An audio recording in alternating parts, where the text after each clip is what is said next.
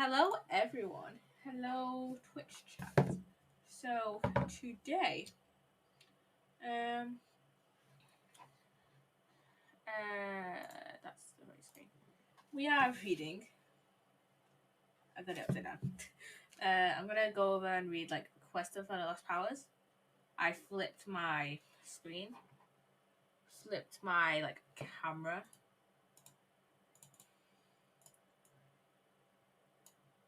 And just kind of give you my first thoughts on it.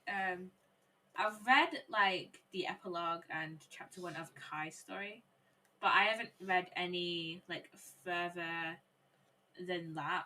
So, yeah. Okay, so this is the prologue. Thank you for coming to visit, friend. If you have time, let us catch up over a fresh pot of tea. Because I have tales to tell you, 4 tales to be exact, 4 tales that the world does not know yet. You may have heard that the last time the ninja faced the Overlord, they lost their elemental powers. Kai lost the power of fire, Cole lost the power of earth, Jay lost the power of lightning, and Zane lost the power of ice. So I think I forgot to mention this, but this book takes place. I might need to put my camera slightly down. But this book takes place like right after Crystallized and before the 2023 season. So yeah. So this is directly after their last battle with the Overlord, and yeah. These 4 ninja disappeared from the public, but then they returned with their powers restored. Rumors flew about how the ninja did this. Intense training, sorcery, a journey to another realm. The rumors became more and more wild, but the ninja remained silent. Silent to most, but not me. Today I will tell you the stories as the 4 ninjas told them. Their journeys were very different, but all of them filled with danger, adventure, excitement, and excitement. Now then, let's begin before our tea gets cold. Master Wu. And then here we have Kai there, Zane, Cole, and Jay there. Okay, so we have Kai's story up first. Okay, chapter 1 of Kai's story. Kai's last spark. It was another busy night at. Also, I think, as you can see how thick this book is, I didn't expect it to be this thick. So I might get 2 stories done tonight and then 2 stories done next week. I mean, it depends if I want to continue streaming after an hour. So we'll just see. But I also want to do some grinding on Oz work later. So I don't know.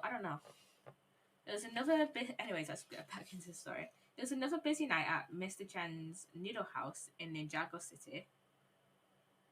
Customers filled every seat in the colourful restaurant, gobbling down bowls of fried rice, puffy pot stickers, and the best noodles in the world in Ninjago. Look how many noodles I can slurp at all at once. Kai, the fire ninja, leaned over his piping hot bowl of food and dug in with a pair of chopsticks. A few of the customers looked up from their meals to stare at Kai. Meanwhile, on the other side of the counter, the owner of the restaurant, Skylar Chen, sighed. It looks like the same amount of noodles you slurped 5 minutes ago, Kai, Skylar said, brushing a stray lock of dark red hair behind her ear. Don't you have anything better? I mean, something more important to do? Kai wiped his mouth with the sleeve of his sweatshirt and frowned. No more fire powers, remember? There's nothing important for me to do anymore. So he's just basically going through a similar arc. From what I've heard, from what I've heard on Twitter and stuff, he's going through a similar arc he went through in season 11, which I'm not overly fond about, but it is what it is, you know. It is what it is. It is what it is. Above her, a TV screen was tuned to NGTV News. Veteran reporter Gail Gossip appeared on the screen standing on a busy Ninjago City street. In the distance, police sirens wailed. Crime in Ninjago City has been rising steadily. Ever since word got out that the ninja have lost their powers, The reporter was saying. I tried to contact the ninja for comment, but they're not returning my calls. In this reporter's opinion, they seem to have forgotten who they are. Powers or not, Ninjago City needs you. Skylar stared at Kai in surprise. You haven't returned her calls? And then we have at the top of this page here, we have there's Skylar and then there's Kai, like here. Kai shrugged. I haven't charged my phone in days, he said. What's the point? Without my fire powers, I've lost my spark. That's not true, Skylar insisted. You still know spinjitzu. You're still as smart as you ever were, and brave. You can still go do good in this world. Ninjago City has an excellent police force, Kai replied. I beg to differ. Because realistically, like how many times have we seen the police like stop a criminal? Like most of the time when we've seen them, the only people we've seen the police actually arrest were the ninja themselves. So you know,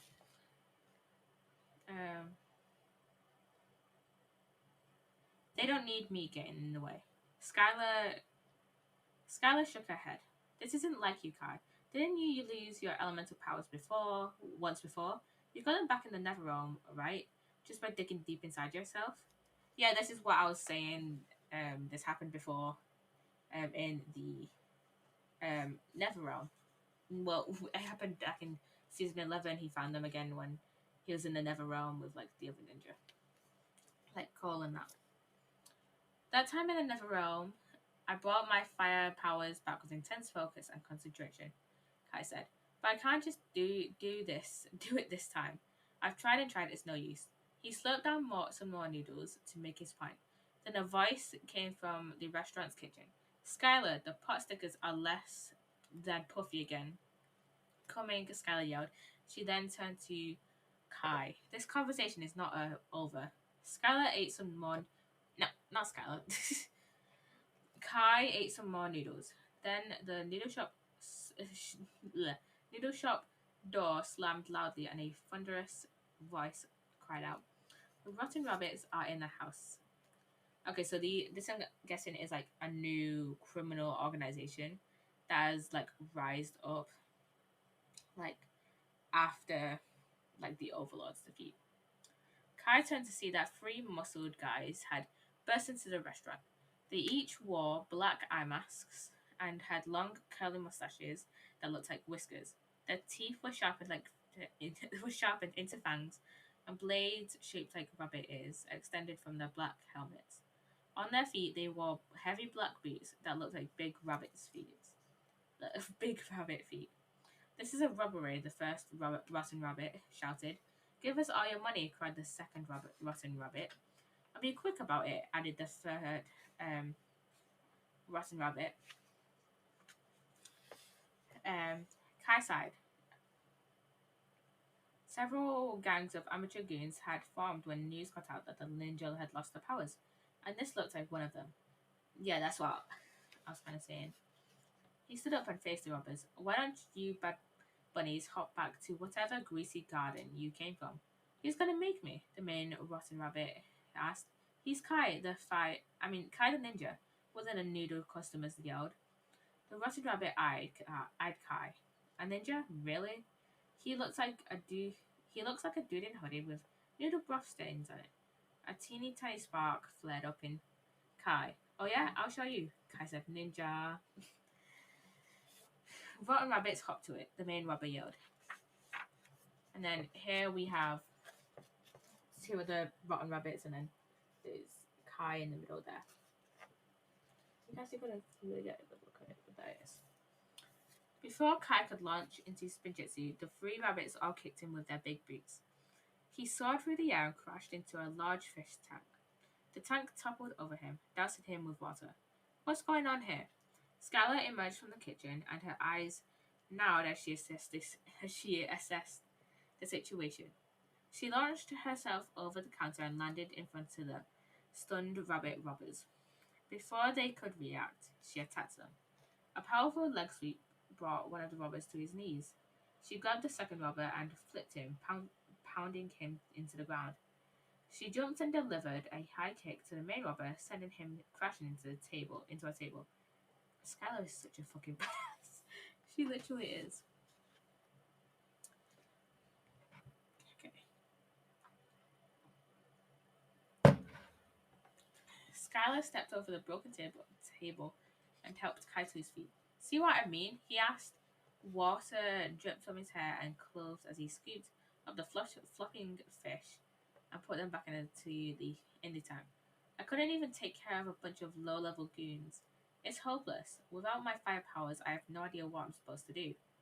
Skylar stared at Kai with a worried frown. Meanwhile, on the TV screen, Gail Gossip moved on to the next story. In other news, villages on the outskirts of Ninjago are being terrorized by a gang of people known as the Fire Fiends, she said. The scene cut to an interview with one of the villagers, a terrified-looking man. These Fire Fiends, they worship a giant flaming serpent, the man said. I've seen it with my own eyes. Kai's mouth dropped open. Firefang, he cried. Of course, why didn't I think of it before? Firefang? Skylar asked. You mean that giant enormous snake created by Asphera? Asphera created Firefang after she stole my elemental powers, Kai reminded her. Firefang's powers all come from me. All I have to do is find Firefang, and I can get my powers back. And then we are on to chapter 2 of Kai's story, The Fire Fiends. Kai raced for the door. Skylar pulled him back. Whoa, slow down, Kai, she said. I mean, it's good to see you've got some pep back in your step, but are you seriously going to run to the outskirts of Ninjago wearing a stained sweatshirt in the middle of the night? Kai frowned. Well, I hadn't exactly thought it out. He never thinks things out. Like, never at all. I'll stay here and clean this up. You go home and get a good night's sleep, Skylar instructed. Get your ninja gear out of the closet. Hello, Isabel. Isabel Nina. What would you do if you could shrink other people to an ant size? I don't even know if I'm being honest. Like, that is a very interesting question. I have no idea what I would do in that scenario. I feel like I would just like mess with my friends a lot by doing that, by just like shrinking them down. But welcome on in. Welcome on in. Hello. Okay. We're just going through reading Quest of the Lost Powers. Currently just started chapter 2 of Kai's story, and I hope you would you shrink your friends? Just to like mess with them, I guess. I don't know. Like just to mess around with them a bit, I guess. Okay. Like, I feel like I want to do it to like random people though. And wait a second, I gotta close the door.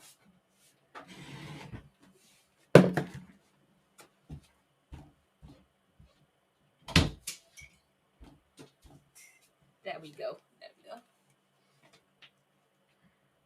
How would you mess with them? But shrinking them down.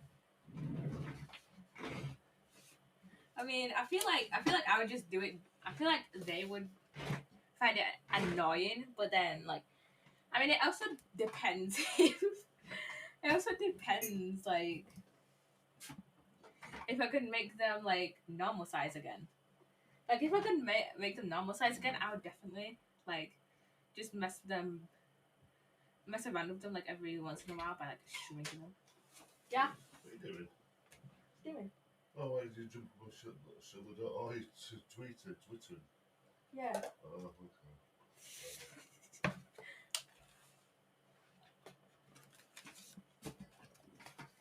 Yeah, I feel like I would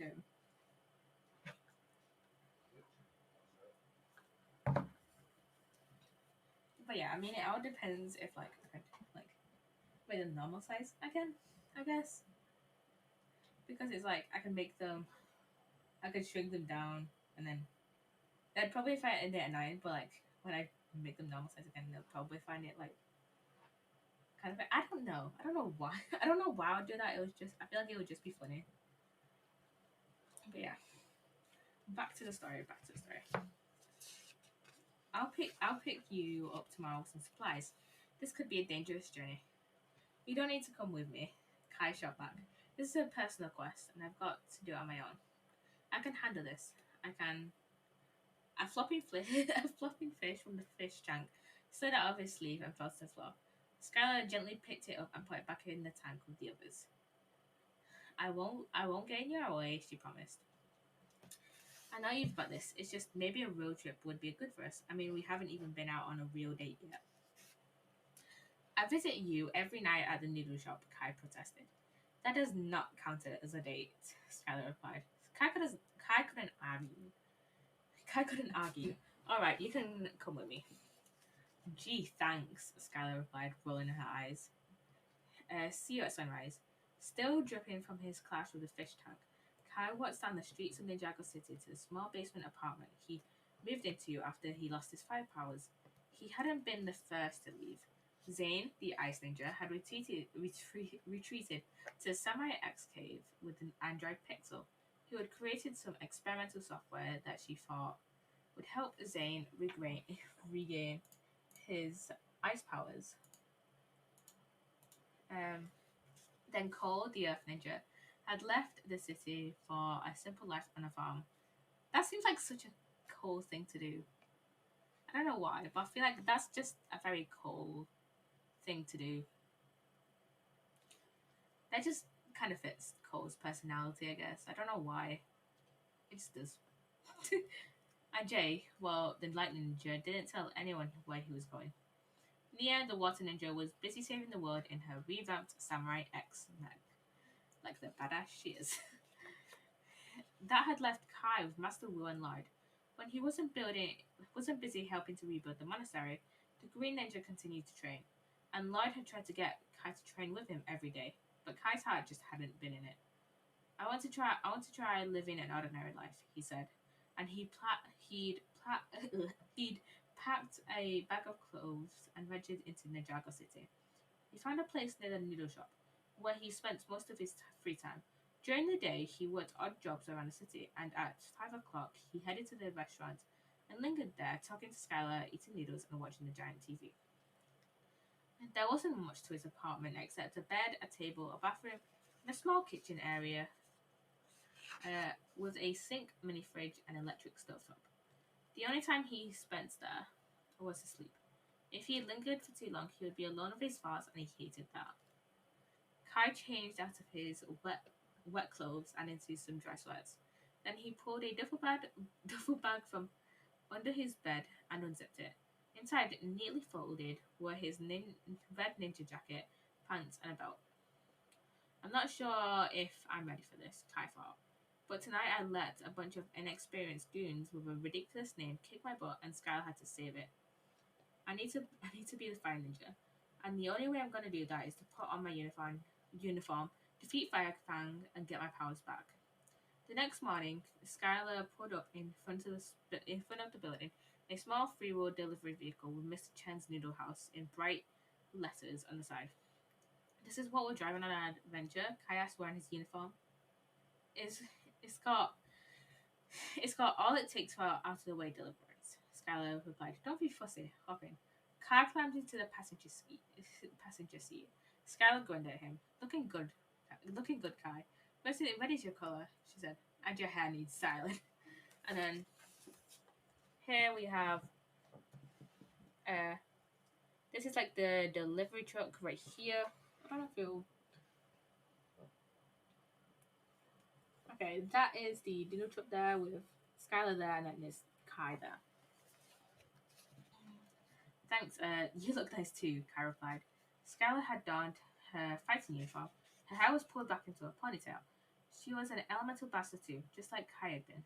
As the master of Amber, she could temporarily use the powers of any other elemental master she touched. That meant that most of the time she had to rely on her combat training in battle. Skylar had inherited her amber powers from her mother and had been trained in the martial arts by her father. Master Chen had tried to take advantage of his daughter's powers by luring all the elemental masters to an island so he could steal them. And that was how Skylar and Kai met. So that's basically a very simplified version of the season 4 tournament of elements. Probably one of my favorite like Wolfram seasons. No, it is my favorite Wolfram season. My second favorite Wolfram season is probably season 7. No, it's I think those two are my some of my favorite like Wolfram seasons, or at least some of my favorite like old animation style um like seasons. Because technically season 8, 9, and 10 are Wolfram seasons because they were made by Wolfram. But I don't know where I would rank those. They'll be pretty high up, but I don't know. Skylar had helped her dad at first, but decided in the end to help the ninja. She'd been an ally to them and a good friend to Kai ever since. So where exactly are we going? Kai asked as Skylar drove through the city streets. I called the NGTV station and got to the coordinates for the village from the news story last night. Skylar replied, "It'll take us most of the day together, but I brought snacks." She held up a bag from the noodle shop. Not so puffy pot stickers. Not good enough for my customers, but just fine for a road trip. They drove for hours, listened to music, snacking, and talking. Their journey took them out of the city, over rolling hills and through farmland. By the afternoon, the terrain had changed to more open flatland. I could see what looked like desert sands in the distance below, bordered by low, reddish mountains. The village should be just over this ridge, Skylar said, and Kai looked at her with gratitude. As much as he thought he needed to make this journey alone, it was good to have company, especially Skylar's. But he felt his palms sweat as they crossed the ridge. Can I really be Firefang without my elemental powers? He wondered to himself. As they drove over the sprawling land, they soon spotted an oasis of green and activity nearby. A stream flowed down from one of the mountains and snaked through a small village. Modest homes and shops were clustered on either side of the stream, and crops grew on the western side of the settlement. Skylar drove the delivery vehicle into the center of the village and parked. A curious crowd quickly approached. Noodle delivery? All the way out here? A woman asked as Skylar emerged from the vehicle. We're not selling food, Skylar replied. We're here because it's Kai, the famous ninja. He's come to save us from the fine fiends, someone yelled, and the villagers began to swarm Kai. I can kind of feel like what's going to happen next. Okay, everyone, please back off. You're messing up my hair, Kai said, and the villagers quieted down and obeyed as the ninja patted his hair back into place. A cute little girl gazed at Kai with admiring eyes. Is it true? Are you here to save us from the fire fiends? Well, sure, Kai said. I mean, we're looking for that big snake they hang around with, Firefang. A man stepped forward and pointed north. You'll find Firefang there, in the lake of fire, he said. The snake came to the crater many months ago. A man stepped forward and pointed. I just read the part. A white-haired woman chimed in. Those who live around the crater have always worshipped fire.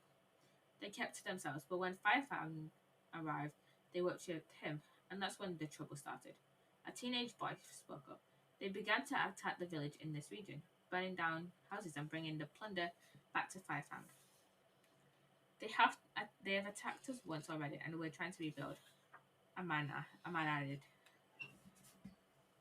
Kai gazed around at the village, and saw what he hadn't noticed before. Some of the homes were just shells of charred wood.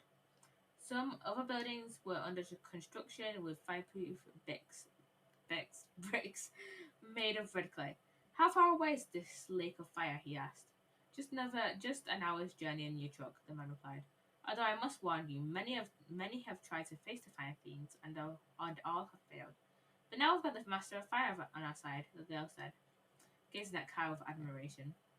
"And the master of Amber too," Skylar said. The man put a hand on his daughter's shoulder. "We're glad you're here, Kai, but haven't you... Well, people say you've lost your powers." "He's still a ninja," Skylar interjected. Kai frowned. "It's okay, Skylar. It's true. I don't have my elemental powers of fire, but that's only temporary. As soon as I find Firefang..." A loud bell rang through the village. The fire fiends are attacking someone yelled. And before the villagers could flee, flaming balls of fire began to rain down. "This way," Skylar cried. She raced towards the direction of the fireballs. Kai followed her to the edge of the village, where a small army was lined up on the edge of the crop field. Each soldier wore a bright orange uniform with a protective vest, and a helmet shaped like a head of a snake. All the fire fiends held flaming torches, and several were operating red cannons shooting fireballs. Uh, Kai Kai's eyes narrowed. "Stand back, Skylar. I got this," he said. "Ninja, go." Okay, I want to check how much. We don't have much left. We've got like that. We've got like that much left. Okay, we've got 5 chapters in this, and we've just got to chapter 3. Okay, but yeah, this is there's Skylar there, there's Kai there escaping like these fireballs. But yeah, I don't know if we'll. I mean, we might try and get Zane's like story done today. You know what? Yeah, we'll get Kai's story done today. And then Kai and Zane story done today, and then we'll get Cole and Jay's done sometime next week. Okay, chapter 3, the Lake of Fire. Kai spun into a Spaghetti tornado and launched himself at the fire fiends. The soldiers in the first line thrust out their fire. Or maybe should I go longer today? And just go to 10. Wait, no, not 10. Like half 9ish. Let's see. We'll just see. Kai spun into a Spaghetti tornado and launched himself at the fire fiends. The soldiers in the first line thrust out their flaming torches as Kai approached. The ninja managed to knock down a few, but the flames singed Kai every time he made contact. He stopped spinning and rolled onto the ground, pointing at the flames. Skylar raced up to him. "Kai, I have an idea. There's a... I told you, I got this," Kai cried, jumping to his feet. Kai tried to dodge the torches and fireballs, but there were too many fire fiends. Once again, he had to stop and put out the flames leaping from his uniform. Then, an enormous wave of water washed over Kai and the fire fiends, putting out the torches and disabling the fireball cannons. One of the fire fiends, who had golden flames to touch his helmet, cried out, "Foul water! Hydration prevents our salvation." Kai shook the water out of his hair and turned to see Skylar, standing next to a toppled water tower in the field. "I told you, Kai began. "Kai, Spaghetti," Skylar yelled. "Of course," Kai thought. "Ninja, go." He launched into another Spaghetti tornado, and this time it worked. One by one, he collided with the fire fiends, sending them flying. "Retreat, retreat," cried their leader, and the fire fiends ran off. And then that's the scene of Skylar. You can't see it properly because of the drop. You can see that with Skylar knocking over this water tower, and then this Kai over here with all like the fire fiends like in the water.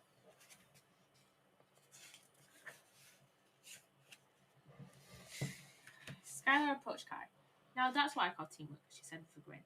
"Well, thanks for your help, but I could have done it on my own," Kai muttered. He looked down and turned away from her. "She knows I'm lying. Without my powers, I'm nothing," he thought bitterly. "I need to find Firefang and get my powers back." Skylar frowned. "You know, Kai, I know you're going through something, so I'm being pretty patient with you. But I don't know how long that's going to last." But I like that she's standing up for herself. I think I quite like that. How Kai's like being like kind of a douche, and then Skylar's being like, "Hey, knock it off." Kai sighed. "I'm sorry. I know you're trying to help, but I know that if I don't do this on my own, it's not going to work." "How can you be so sure of that?" Skylar asked. "You of all people should know that working on a team is better than working alone. Where would you be without Master Wu and the other ninja?" "I don't know.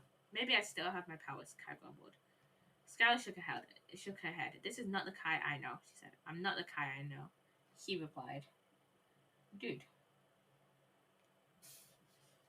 Fine, Skylar said. Let's get you to Firefang and see if your plan works. Let's jump in our three-wheeler and maybe you should stay here and protect the village, Kai said. Skylar shook her head. Those hotheads retreated as soon as they got a little wet. I don't think they'll be back anytime soon. This is the perfect time to get Firefang. Alright, Kai reluctantly agreed. But don't get in my way, he thought. They made their way back to the delivery vehicle and got directions to the lake of fire from the villagers.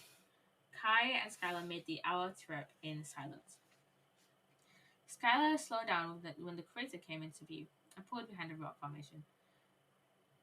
We should probably walk the rest of the way so the fire fiends don't see us coming, she suggested. Sounds good, Kai agreed and exited the vehicle. The lake of fire was a huge circle of flames at the base of one of the mountains. Jagged red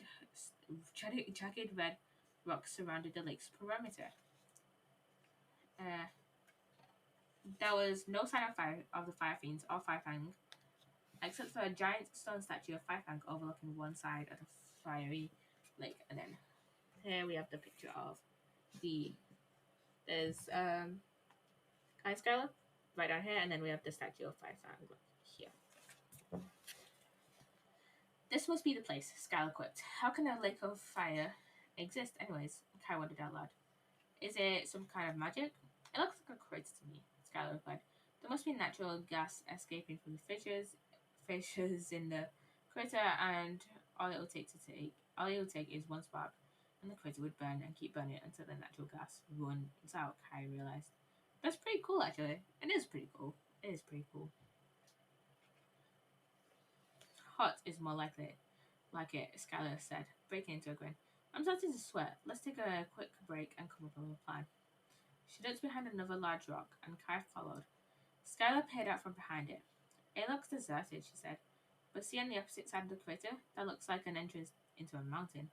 Maybe that's where they all live. Kai spied on the cave-like entrance, and his eyes lit up. Firefang's got to be in there. Time to get my powers back. He darted out from behind the rock and raced towards the crater. Kai, no, wait, Skylar cried out. I'm not going to let her stop me from doing what I have to do, Kai thought. And he launched into his spinjitzu and whirled across the sand towards the lake of fire. Seconds later, he came to a stop. The heat from the crater assaulted him, but he didn't turn back. He climbed to the rim of the crater, where a pathway across the perimeter led to the mountain entrance. Firefang's got to be in there, Kai thought, and he sprinted along the edge of the fiery crater until the surface beneath him dropped, and he plummeted towards the leaping flames below. Now we are on chapter 4, which is called Firefang. Kai felt a hand grab his wrist and pull him up. Skylar had saved him. Oh boy, you're tough to keep up with, Skylar said, panting. What? I don't understand. I didn't slip. Did I? Kai asked. Skylar shook her head. No, I think it was a booby trap, she said. You must have stepped on a stone that gave way under your weight. She motioned to a square-shaped hole in the pathway that she had just pulled him from. She's right, he thought. But instead of gratitude, confusion and anger bubbled up inside him. You didn't have to try to catch up with me, he yelled. You don't even need to be here. Oh no, I just saved you from an extra crispy fate. Skylar shot back. Just stop saving me, okay? I'll never get my powers back if I don't do this myself, Kai replied. I don't need you, Skylar. The glare in her eyes faded and replaced by a flick of hurt. And then that's Kai and Skylar right there. Sure, Kai, Skylar said. Good luck trying to defeat Firefang on your own. She hopped over a hole in the path and jogged back to the delivery vehicle. Kai felt a quick pang of regret as he watched her go, then brushed it aside. Skylar's the best, he thought, but this is my plan. This is my quest, not hers. I need to do this alone. Remembering her warning about booby traps, Kai slowly made his way to the cave entrance, jumping over any cracks he saw in the path. When he reached the cave entrance, he paused. Looks too easy, he said, and as a precaution, he picked up a rock and threw it over the opening. Flames shot up from the bottom of the entryway. If Kai had walked through it, he would have been toast. The flames receded, and Kai frowned. There has to be a there has to be a way to beat this, he thought. He tossed another rock. The flames leapt up again, and then started to recede. Got to get the timing just right, Kai thought, and he tossed a third rock through the opening. Here goes nothing, and he jumped over the flames, just as they died down, spinning into the somersault when he hit the ground. The flames leapt up behind him, but he had just safely avoided them. Kai grinned. See, Skylar, I don't need help, he announced into the darkness of the cave.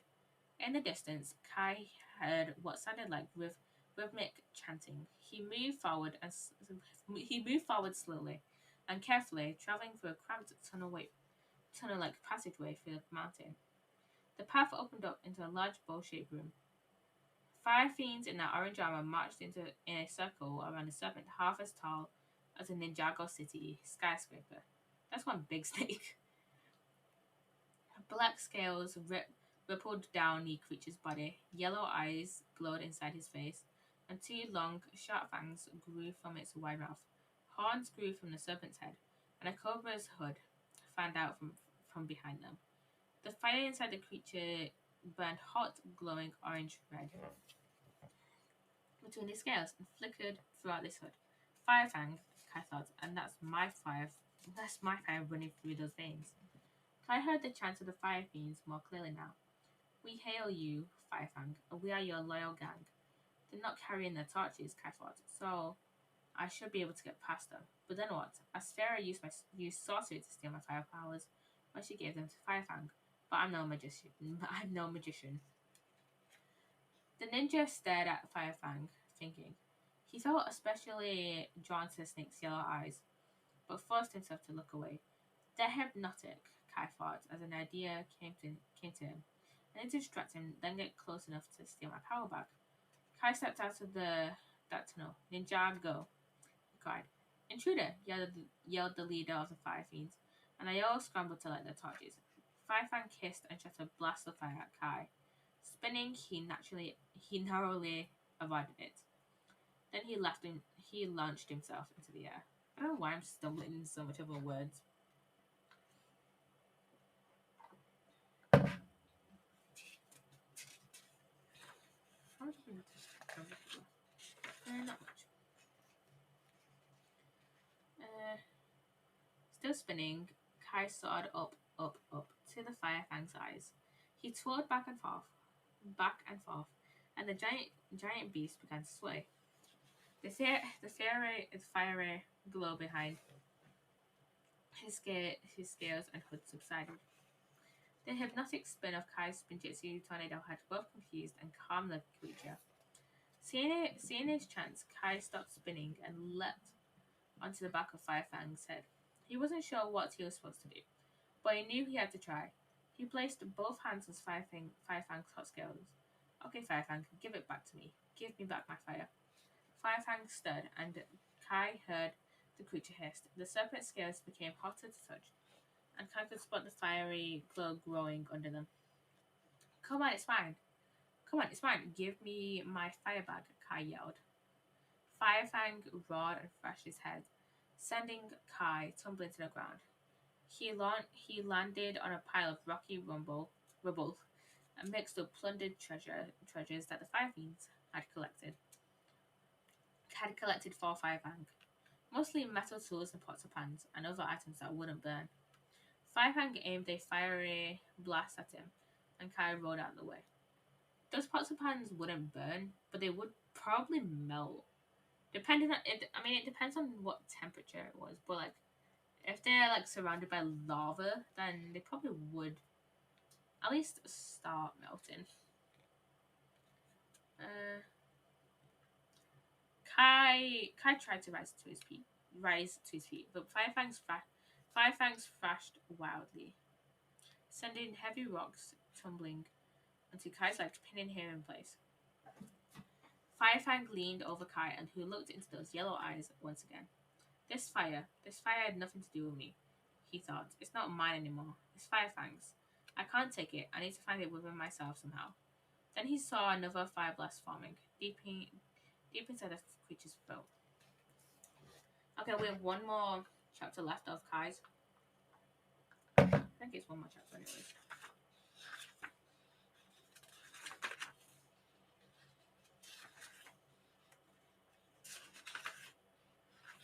Yeah, we have one more chapter left of Kai's, and then we have Zane's story. Okay, so we're on chapter 5, fighting fire with fire. Nice try, Toothy. Skylar raced into the cave and flipped into the offerings pile, picking up a large metal garbage can lid, as her feet landed. Then she jumped between Kai and the fire tank, blocked the fiery blast, using the lid as a shield. Kai quickly kicked away from the rocks and jumped to his feet. Skylar dropped the red-hot shield, and Kai saw she was wearing Master Chen's fireproof mitts on her hands. Why didn't I think of those? He thought. They ran away, and just as whoosh, Firefang aimed another blast of fire at them. Zane ran into the tunnel, speeding towards the lake of fire. Kai stopped and looked at Skylar. You didn't leave after all, he said. Skylar shrugged. Like I said, you're not yourself. I thought maybe I should keep an eye on you. And it's a good thing I did.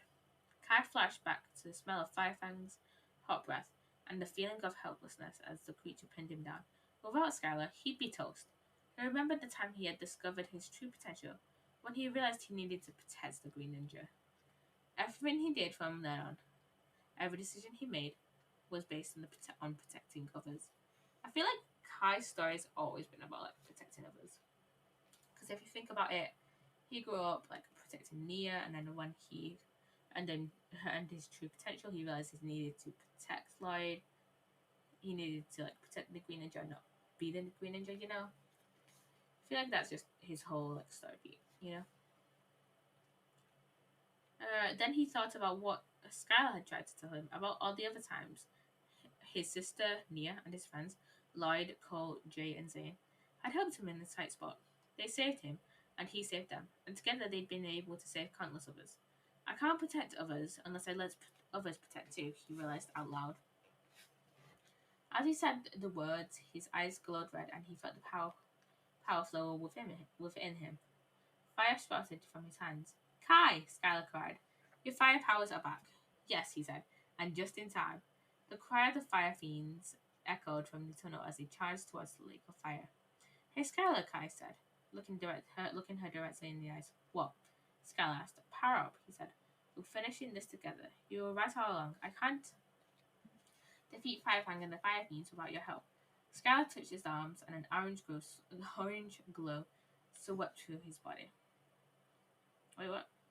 Skylar touched his arm, and an orange glow swept through her body, and then faded. Red flame flashed in her eyes. Ready? She said, time to fight fire with fire. The fire fiends charged out of the cave entrance, holding their flame torches. Whoosh! Kai and Skylar shot fireballs at the attackers. The flames hit their fireproof armor harmlessly fanned out. Kai and Skylar kept shooting fireballs, and the fire fiends continued to advance. Then we have, this is Skylar up here with Kai on here.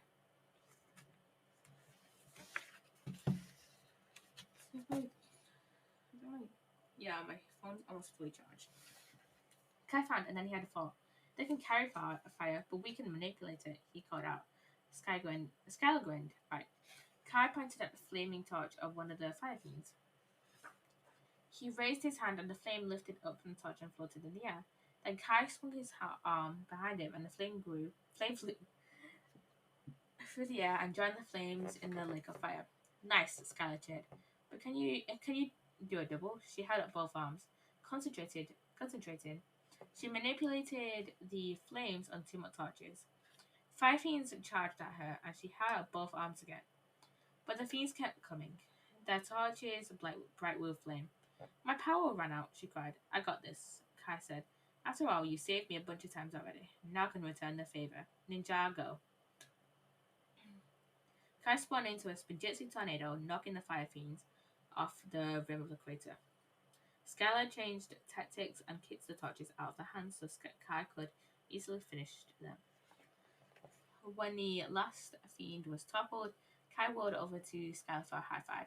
I think we qualify as a power couple now, he said, and then whoosh. A huge with fire blasted from the inside of the tunnel, and Skylar dove in opposite directions to escape it. Firefang emerged into daylight. Flames leapt from the serpent's hood. Kai looked at Skylar. I got this. I mean it this time, he said. Skylar grinned, glad to see the old Kai back. Kai turned back to Firefang. And then we have there's Firefang, and then there's Kai there, and then we have Skylar there.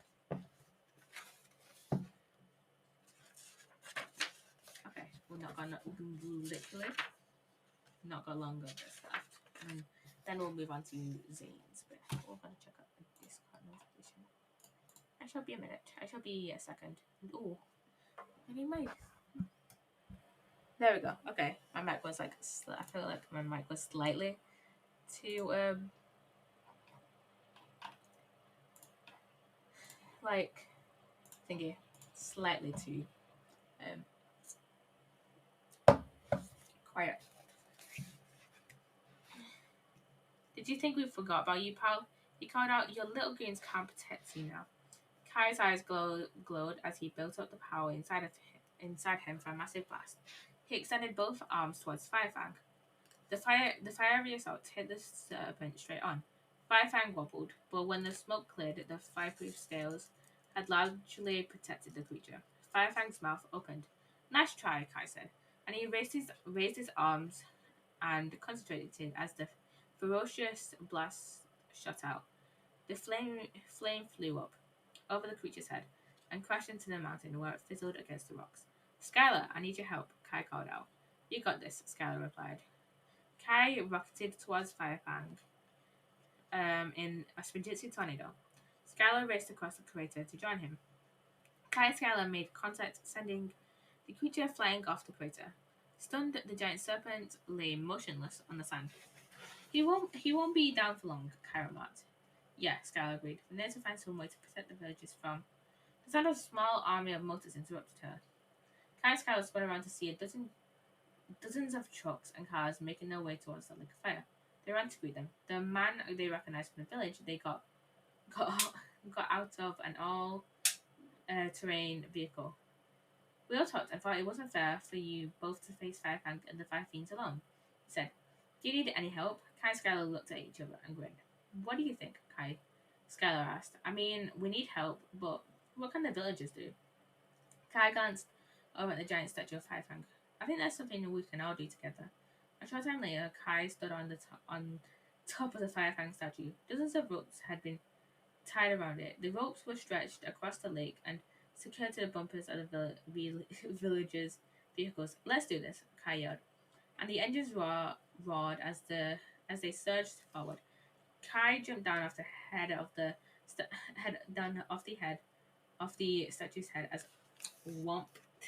The statue fell headfirst into a lake of fire, smothering the flames in the crater.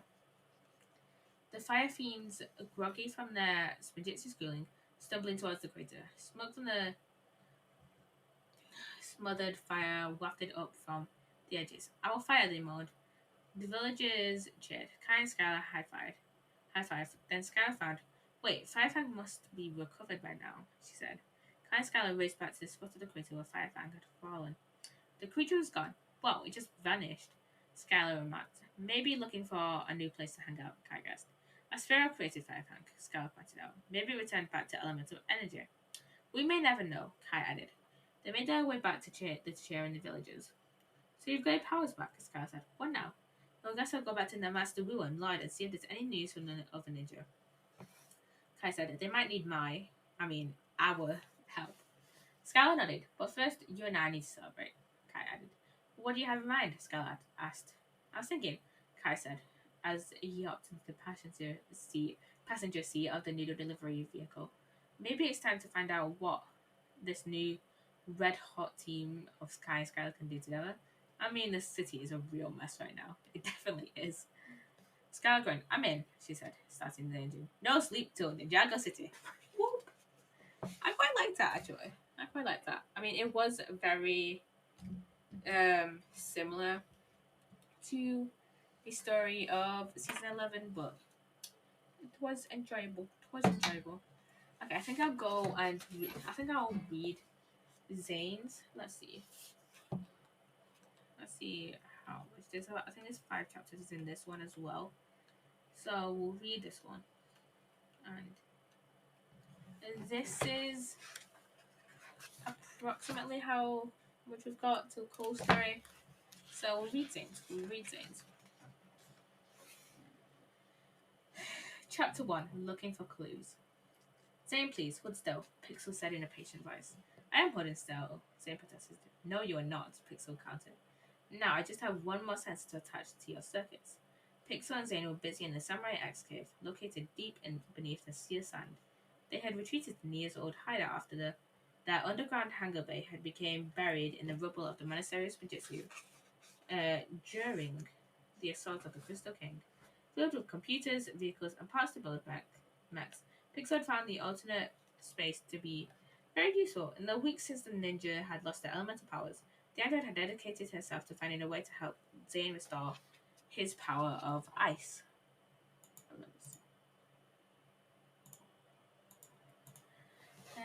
Zane's journey to become the Titanium Ninja contained many twists and turns. This extraordinary ninja was created by the brilliant Dr. Julian and then given the power of ice from the Elemental Ice Master. Yet before he passed away, Dr. Julian had turned off Zane's memory switch. Believing he was just an ordinary boy, Master Wu took him in a ninja and trained him to be a ninja alongside Kai, Cole, and Jay.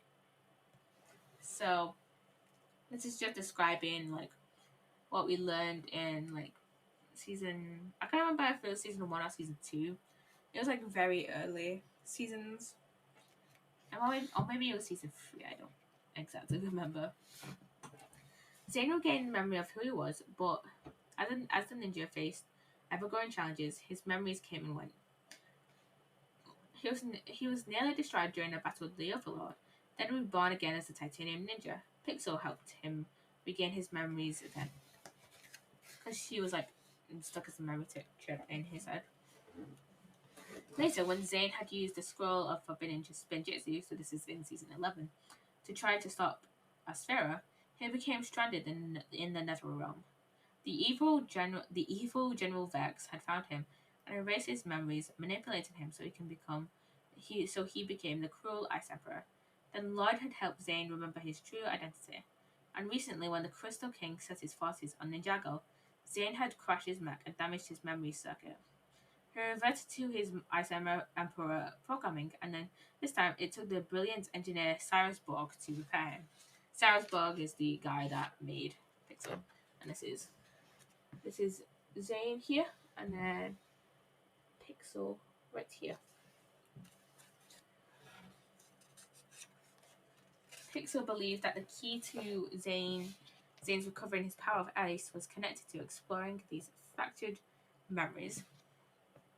We must look for clues, she had said, and I believe those clues can be found within you. Zane had complete trust in his android friend, because Pixel understood him better than anyone else. But the idea of exploring his memories made him uneasy. Some lost memories felt like an ache deep inside him, and he would rather not think about some of the things he could remember. He twitched nervously in his chair as Pixel inserted a sensor into a port in the back of his head. These sensors are critical to your journey, she explained in her calm, steady voice. They'll immerse you in your memories so that you can experience them as though you are actually there. Zane twitched again. And will others in the memory be able to see or hear me? No, Pixel replied. You'll be an observer only. Now keep still. She stepped away from him and moved to a large bank of computer screens. They cast a blue glow on her silver hair and the purple conduit lines on her face.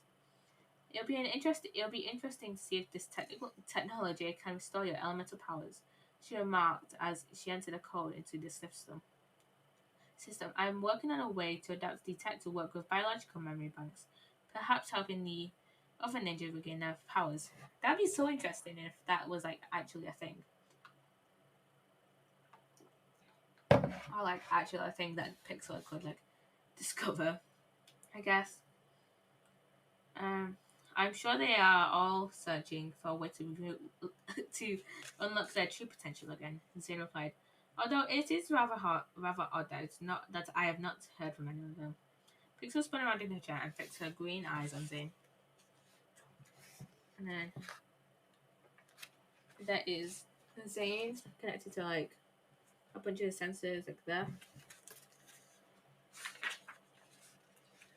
For this first session, I will bring you out of the program in 4 minutes and 30 seconds, she said.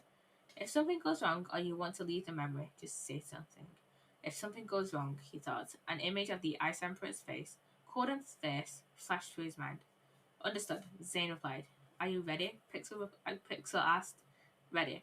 Pixel turned back to the computer, initiating memory exploration in 3, 2, 1. Chapter 2.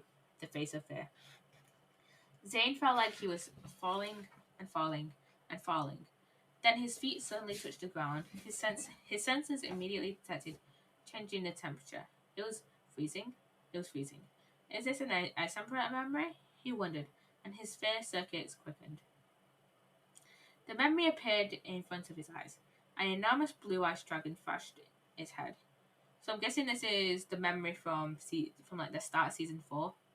I think it was either start. No, it was in like the middle of season 4. I think. Its body glowed with frost-like energy waves. Bright white lights glowed behind its narrow eyes. Sharp teeth that looked like silver icicles gnashed in the creature's mouth. The ice dragon was in a large, dark cave. Cowering against the wall, he saw himself right after he had become the Titanium Ninja. So yeah, this was like season 4-ish. He wore a simple white uniform, and his face and arms gleamed with the brightness of the new, super strong metal that formed his body. I look so afraid, Zane thought. The details of how I transformed from the white ninja to the titanium ninja are very sketchy. My memory banks were damaged when it happened, but I do remember this. Master Chen imprisoned me in this cave. I experienced strange, terrifying visions and dreams. I did not accept I had become the titanium ninja. Inside this memory, he watched himself struggle with fear and doubt. I am not the white ninja. I am just a replica, Memory Zane said. I am afraid. My powers can't stop him. Memory Zane cowered as the dragon roared again. Watching the memory unfold before him, Zane remembered that Pixel had communicated with him through this whole event. Close your eyes, Pixel said. Close your eyes and see there is nothing to fear. Memory Zane closed his eyes. I am not the white ninja. I am not the white ninja, he said. Who are you then? Pixel had asked. Memory Zane stood up. He gazed down at his shining metal body, and then his eyes flashed down. He understood. I am the titanium ninja, he said slowly. He raised his voice. I am the titanium ninja. Memory Zane went to the dragon, smiled, and placed a hand on the creature's neck. Then the image of the memory blurred and cackled with static. Zane felt like he was falling again. The scene became clear and he found himself in a new memory.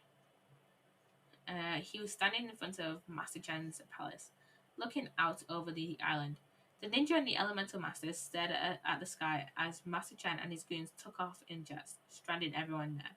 So this was like last episode of season 4. I'll go alone, Lord of like the last towards the end of season 4, and take on his whole army. Nia asked. Lloyd threw up his arms. I'm the only one of us who can summon an elemental dragon. Not anymore. Zane looked up. The ice dragon swooped down from the sky, ridden by Memory Zane. The ninja and the elemental master cheered. Zane, you gotta tell us how you did that, Jay asked. I faced my fear, Memory Zane replied. I realized that it wasn't something in front of me holding me back. There was something inside of me. Zane watched as the memory ended happily as Kai, Cole, and Jay all created their elemental dragons too. To truly become the titanium ninja, I had to overcome my fears. Zane realized, is fear what is holding me back now? Zane tried to think about what he might be afraid of. Then a thought echoed in his circuits. I am just a replica. That's what Memory Zane had said before, but what did he mean? I've been many things, Zane thought. I've been the son of Dr. Julian. I've been the White Ninja, the Titanium Ninja, the Ice Ninja, the Ice Emperor. I've been all of these things, but who am I really? Then his memory went black. So I'm guessing the next one he has to like face his fear of the Ice Emperor. Okay, chapter 3, back to the beginning. Zane's eyes fluttered. He was back in the cave underneath the monastery. Pixel's green eyes were staring at him. Under the monastery? You said in chapter 1 that it was in the desert, in the Sea of Sand. The monastery is not in the Sea of Sands. The monastery is not in the Sea of Sands. What?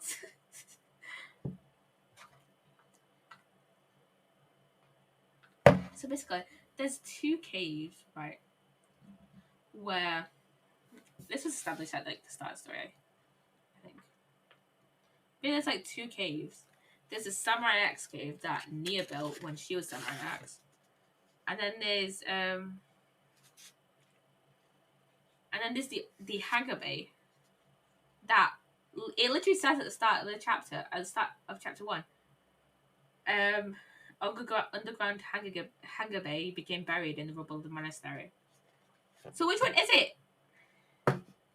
Because it would have taken ages for her to... Because there's no way she could have moved Zane to the Hangar Bay underneath the monastery of Spinjitzu in just 4.5 minutes. Like, there's no way. There's no absolute way she could have done that, you know?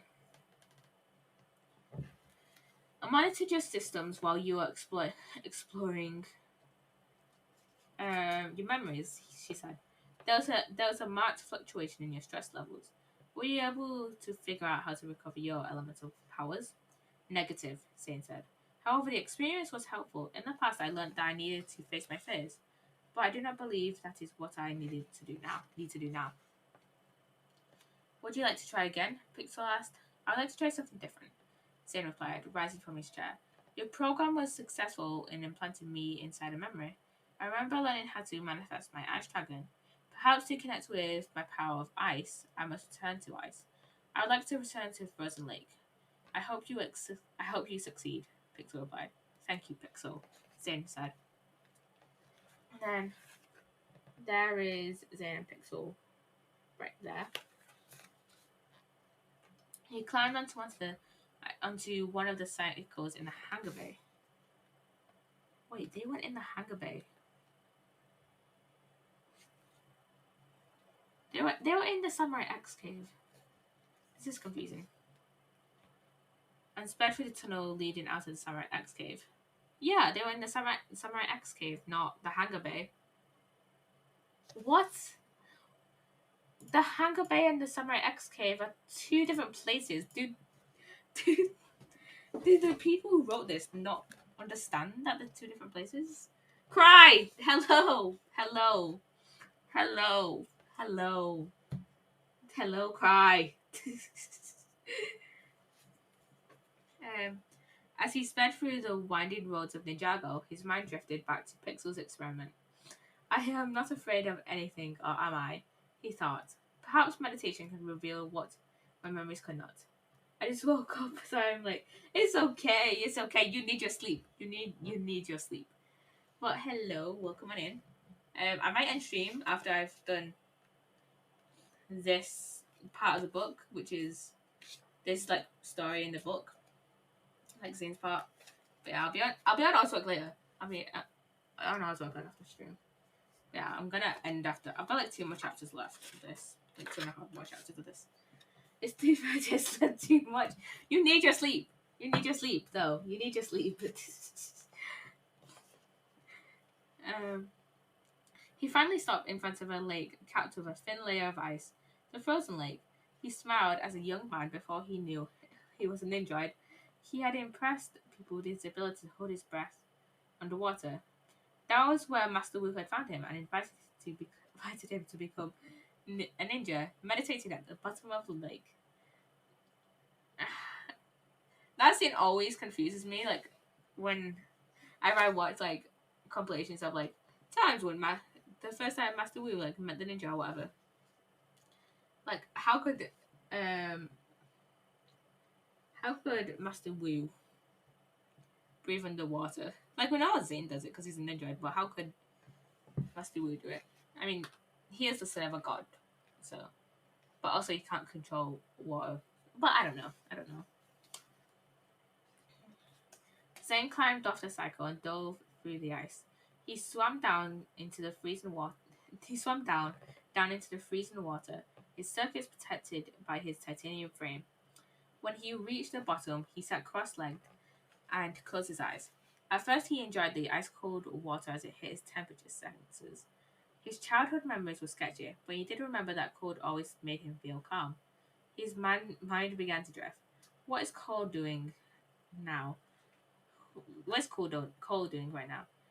Do I have enough fuel to get back to the monastery?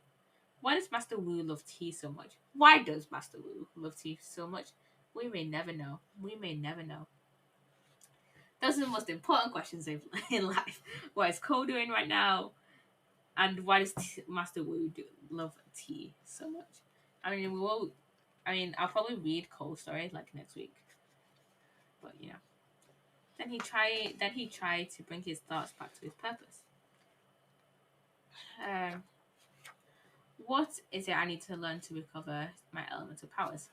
And then there's Zane here, sitting at the bottom of the frozen lake like an absolute madman. He tries to clear his mind of all thoughts and concentrate on the feeling of being cold. Cold like the ice skimming the top of the lake.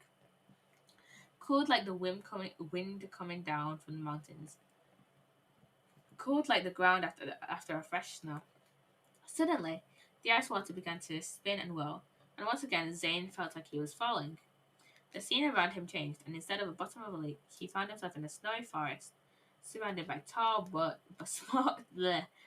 birch trees. Birchwood forest, Zane said. But how did I get here? Then he heard Pixel's concerned voice inside his head. Zane, something has happened to launch the memory program remotely, she informed him. The memory sensors have all been activated. I have a theory that your meditative state might have triggered it somehow. Would you like me? Would you like me? Would you like me to end the program? Zane gazed around the forest. No, he replied. If my meditation brought me here, then perhaps this is a memory I must experience. He walked down the path, hearing the snow crunch underneath his feet. He stopped at a very large birch tree with a round door carved into the trunk. He opened the door and stepped inside Dr. Julian's hidden workshop. It was a simple space with a creaky wood floor, a pot-bellied stove to keep his father warm, and a large work table. Dr. Julian's tools hung from hooks on the walls. The workshop had been his home for years, and now here he was, reliving a memory that his father had tried to bury. And there on the cot lay Dr. Julian, old and taking his last breaths. Zane's younger self, in a body that looked more human than Dendrite, held his father's hand. You are always the son I never had, Dr. Julian said in a weak voice. It's time to begin your next stage in life, and the only reason I'm about to do this is because I love you. Dr. Julian took off his eyeglasses and smiled down at Memory Zane. He smiled back.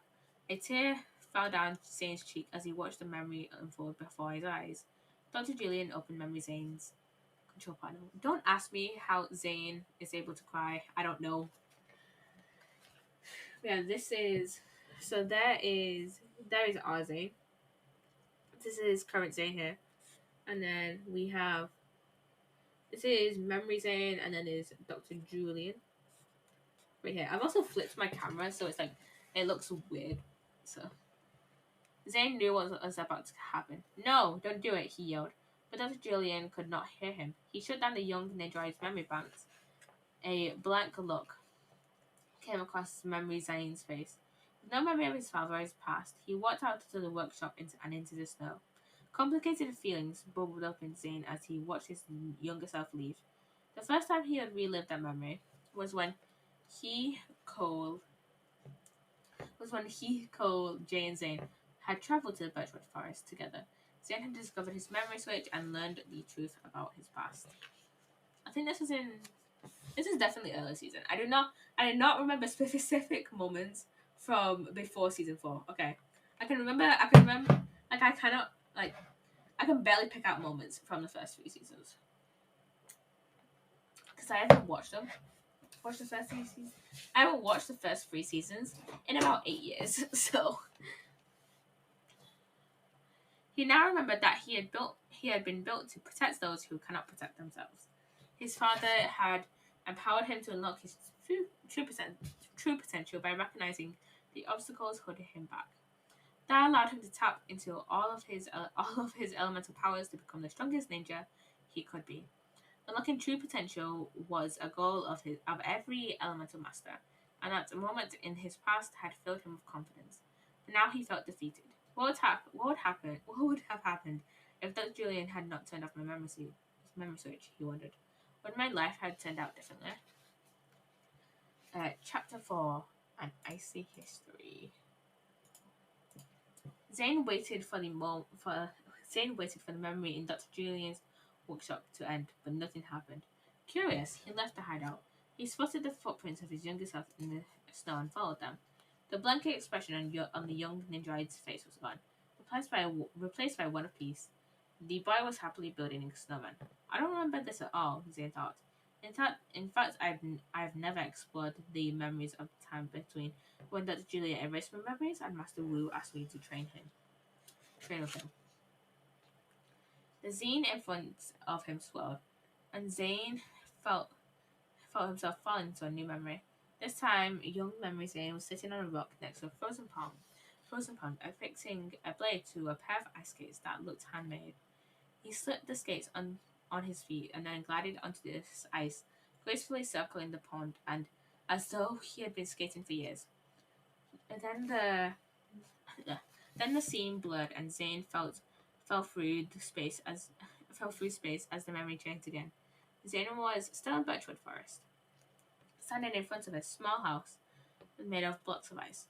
He approached and looked through the window. There on a bed made of ice blocks, his younger self was sleeping peacefully. Zane smiled. I was alone back then, but I appeared to be happy.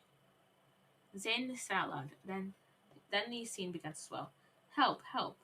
In this new memory, Zane watched as a father and daughter ran across the snow, pursued by a treehorn. The dangerous creatures were the worst thing about the Birchwood Forest. They looked like almost like giant, lanky, four-legged spiders with the long necks and droopy heads and sharp tails. Black markings dotted their pale blue skin, and red eyes stared blankly from their faces. They were creepy, fast, and hungry. Help! The father cried. The treehorn was catching up on them quickly. Zane charged towards this treehorn, crying, Ninjago! He tried to slam into the creature with Spinjitzu turn, but instead passed right through it. He totally forgotten that he was just an observer to his memory. What is this? He thought. Am I to watch this poor family to be attacked? Hey, Treehorn, you can't catch me, shouted a familiar voice. Memory Zane, still young, sped down an snowy hill riding a handmade snowboard. And there is Memory Zane. And the Treehorn, which is the weirdest, one of the weirdest things from. I feel like the first 7 seasons of Ninjago had just like the weirdest creatures. Like we will never forget that one thing from season 4 of Ninjago. Was it season 4? No, I don't think it was season 4. Was it season 4? It was season 6, I think.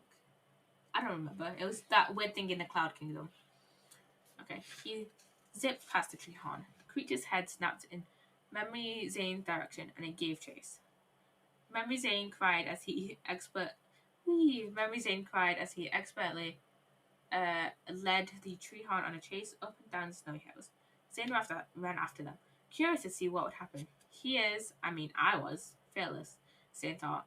Memory Zane slid down another hill on his snowboard and went towards the cliff. Zane gasped. What was his younger self thinking? Then Memory Zane did a backflip on his snowboard right at the edge of the cliff. He landed safely a few yards back. and the giant tree horn tumbled over the edge. Yes, Memory Zane cheered. He made sure the beast was not coming back. Then he tucked the snowboard under his arm and ran back to check on the father and daughter. Thank you so much, young man, the father said. You saved us from that tree horn. Well, happy to offer my assistance, Memory Zane replied. Zane watched his younger self, stunned. This boy has no memories of his past, he thought, but he loves the cold and the ice. He protects those who need protection. Even without my memories, I was still Zane. The scene began to swell again, and Zane felt a pang of sadness as he watched his smiling younger self disappear. Then he thought, what new memory would he be visiting now? And there you can see, that's right there, is the Ice Emperor. You can't see it all too well, but yeah, that is the Ice Emperor.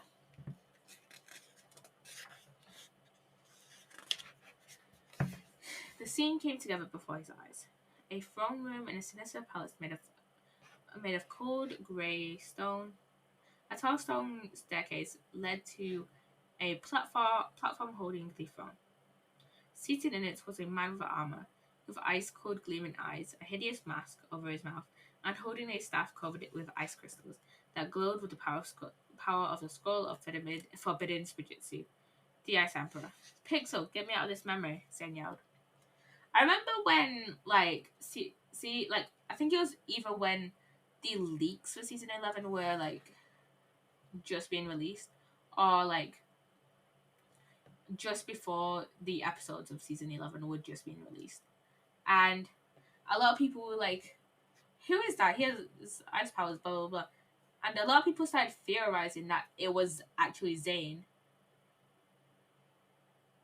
Actually, I think it was after the first half of season 11 came out. So it would have been like just after Zane had been sent to the Netherrealm.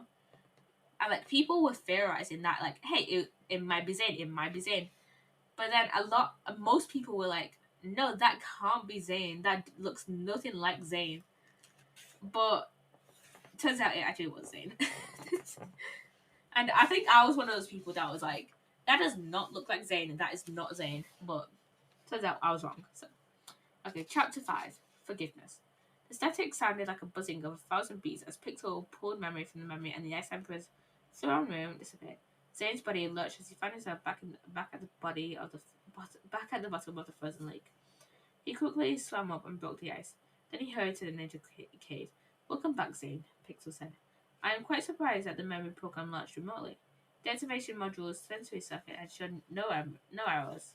I'll have to double check the sub-beta algorithms again. I'm glad, however, that we were still able to communicate. Tell me what happened in that last memory that made you want to leave. I must confess something. Zane began. I am reluctant to face myself as the Ice Emperor. The Ice Emperor can't hurt you inside a memory, she reminded him. No, that's not it, he said. I am not worried that the Ice Emperor will hurt me. It's difficult to describe, but I think it has to be something to do with the terrible things I did when I was the Ice Emperor. That is not something I allowed myself to think about often. Pixel's eyes flashed with sympathy. Oh, Zane, the Ice Emperor was cruel and merciless, Zane said. I would never do any of the things he did. How could the Ice Emperor be so unlike me? I should have been able to stop myself. How can I ever forgive myself? I know that's not what happened to you in the Netherrealm.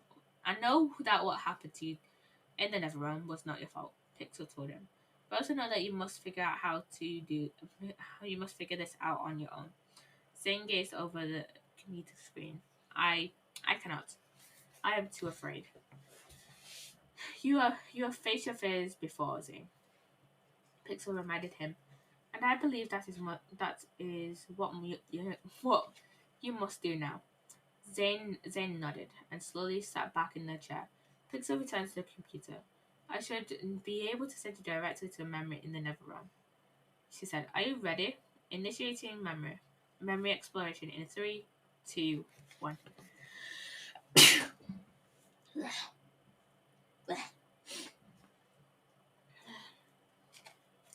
Zane felt himself falling again.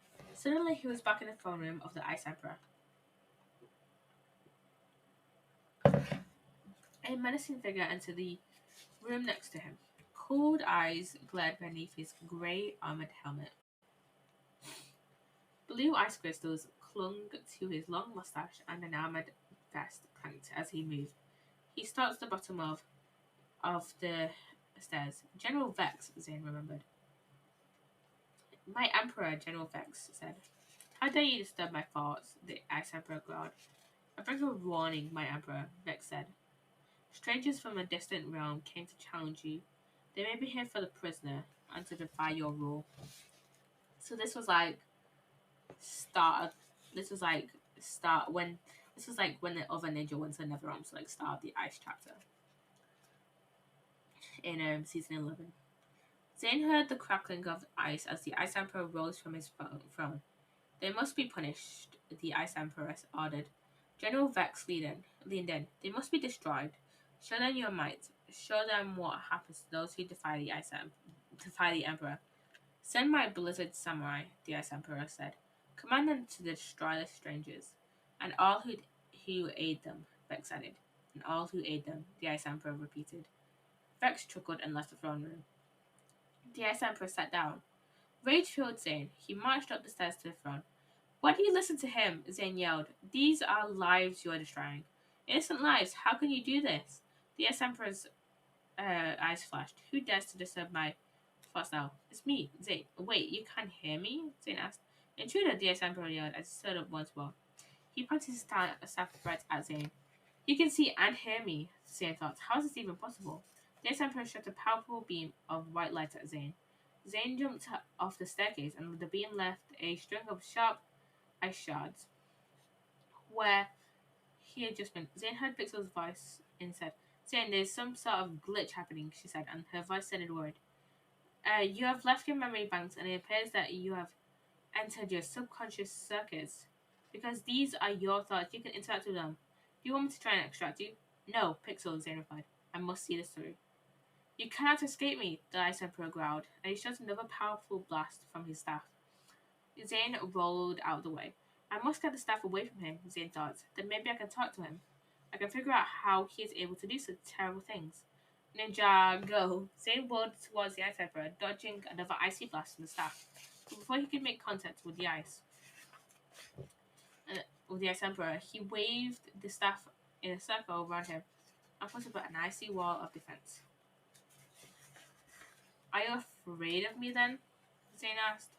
I fear nothing, the Ice Emperor growled, and the ice wall around him shattered. He pointed the staff at Zane.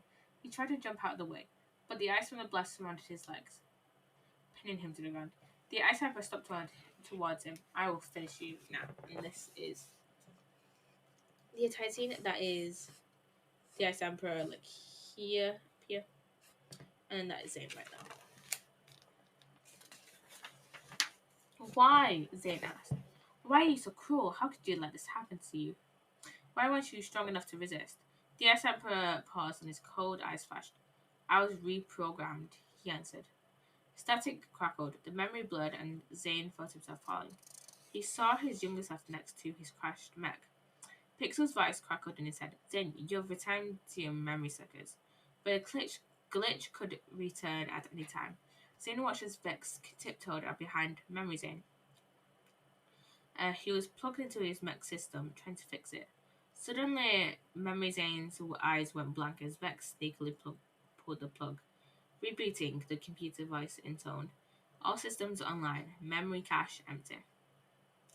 Vex gave an evil chuckle as the lights came back on in the ninja's eyes. Who are you? Memory Zane asked. I am Zane, your loyal... Memory Zane asked. I am Vex, your loyal advisor.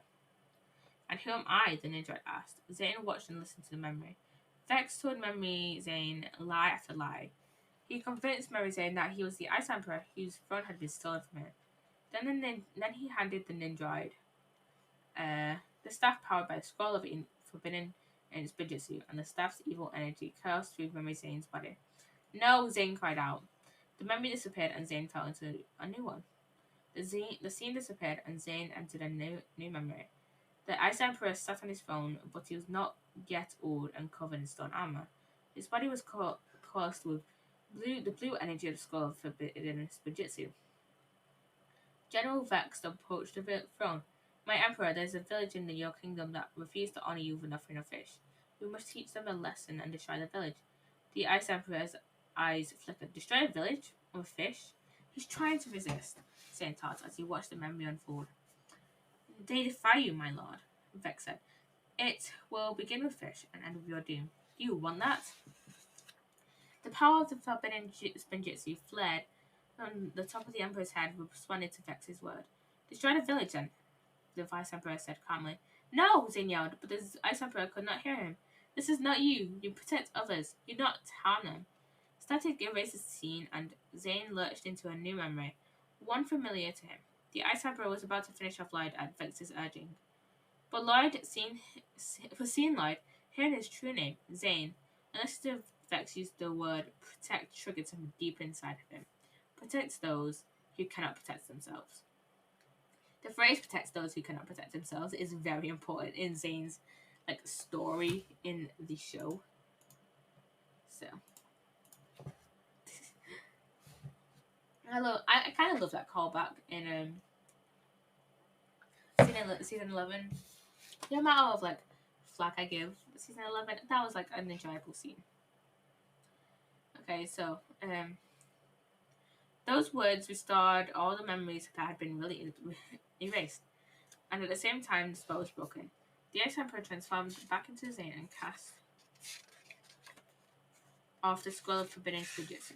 Zane watched the memory unfold before him. I was fighting Vex the whole time, Zane thought, even with my memory wiped, but the power of the scroll of forbidden Fujitsu was just too strong. Evil was imposed on me. Even when I was not Zane, I was still Zane. It was not my fault. Pixel's voice interrupted his thoughts. Zane, the program's glitching again. Be careful. Zane fell back into the throne room, back to his first meeting with the Ice Emperor. Zane was once again pinned to the floor by ice, and the Ice Emperor stood over him, ready to finish him off. Zane, you have returned to your subconscious, Pixel told him. Remember, this is not a memory, this is you fighting yourself. A feeling of calmness flowed through Zane. He knew what he was supposed to do. Zane stared into the Ice Emperor's cruel eyes. I forgive you, Zane said. At the words, icy blue light swept through Zane's body. He felt the elemental power of ice surge through his being. The ice shards pinning him to the floor shattered as he jumped to his feet. You cannot hurt me anymore. Me or anyone else, Zane cried. Thrusting his arms forward, he hurled a blast of ice at the Ice Emperor's right arm. The blast knocked the staff of forbidden spinjitzu from his hand. It clattered to the floor. And then there is Zane right there. The Ice Emperor growled, and then stopped. He took off his helmet. His cold, hard face transformed back into the face of the titanium ninja.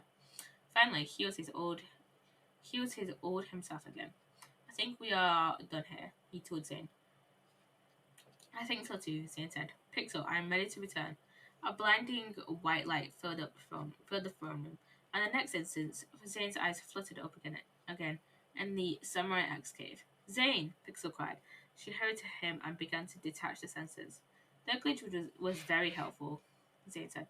I found the answer I was looking for in my subconscious, and when I was forced to battle myself. Look! He held out his hands, and in seconds, a ice sculpture of Pixel appeared on the floor in front of her. She smiled. I take it the experiment was a success, then. It was, Zane replied. My elemental power of ice had returned. I discovered that I needed to forgive myself. I could not move forward without accepting my past. I'm glad it worked, Pixel said. But I'm afraid that it will be too dangerous to share this program with the others. I'm sure that Cole, Jay, and Kai will find their own ways to regain their powers. And we saw Kai already regained his powers. We just have to look through Cole and Jay's, which we'll look through next week. We may all have different lessons to learn, but one thing we all know is that a ninja never quits. And that is the end of Zane's story. We've literally just got Cole's and then Jay's to look through. I think I'll just put this as a bookmark. This piece of paper is a bookmark for now. But yeah, I hope you have enjoyed the stream. And yeah, and I shall see you guys on Friday. Yeah, I'm gonna publish a stream and put it as a highlight on Twitch. I'm not sure if I'm gonna upload it to YouTube or not. But yeah, I hope you have